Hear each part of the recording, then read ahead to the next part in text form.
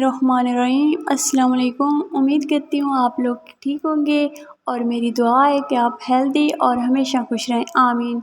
आज की वीडियो शुरू करने से पहले मैं आप लोगों से एक रिक्वेस्ट करना चाहूँगी कि आप लोग मेरे चैनल को सब्सक्राइब करें और साथ बेल आइकन को ज़रूर दबाइएगा ताकि हर आने वाली वीडियो की अपडेट आप लोगों तक पहुँच सके।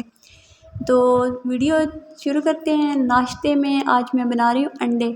तो ये तो हर घर में बनाए जाते हैं, तो इसके लिए जो जो चीज़ें ज़रूरत है वो ये हैं: 2 अंडे, 1 प्याज, 1 टमाटर और 3-4 हरी मिर्चें। इसमें लाल मिर्च का पाउडर हम नहीं डालेंगे क्योंकि ये काफ़ी है।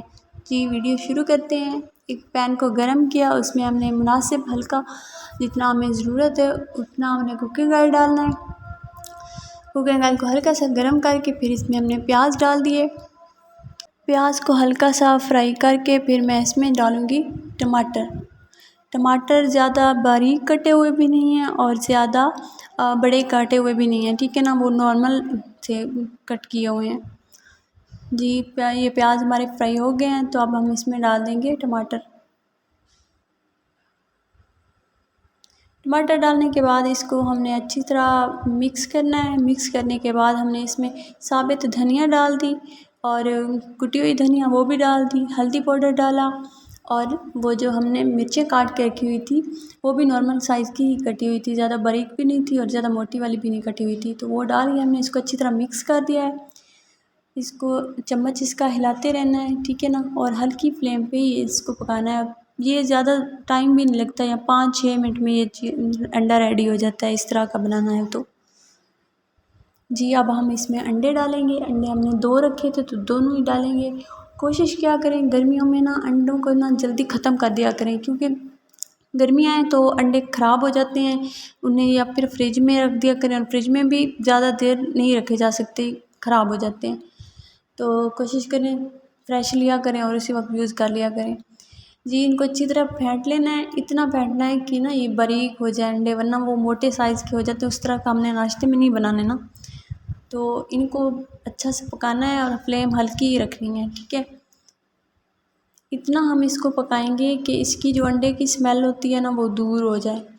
अगर हम इसको कच्चा रहने देंगे या सही नहीं पकाएंगे तो स्मेल आती है और वो स्मेल अच्छी नहीं लगती। जी माशाल्लाह से रेडी है और इसकी माशाल्लाह से बहुत प्यारा कलर भी है और खुशबू भी बहुत अच्छी आ रही है। तो इसको हम एक प्लेट में डाल देंगे। इसके साथ ही मैं रोटी बनाऊंगी। रोटी के लिए मैंने तवे को गर्म करने के लिए रख दिया है और ये जी प्लेट में हमारा अंडा नाश्ते के लिए रेडी है।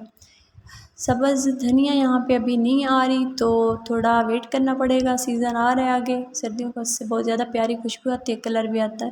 तो इस तरह भी माशाल्लाह प्यारा बन गया है हमारा अंडा नाश्ते के लिए।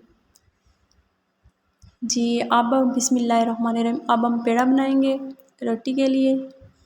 तो पेड़ा जितना गोल बनेगा ना रोटी उतनी प्यारी और अच्छी आएगी।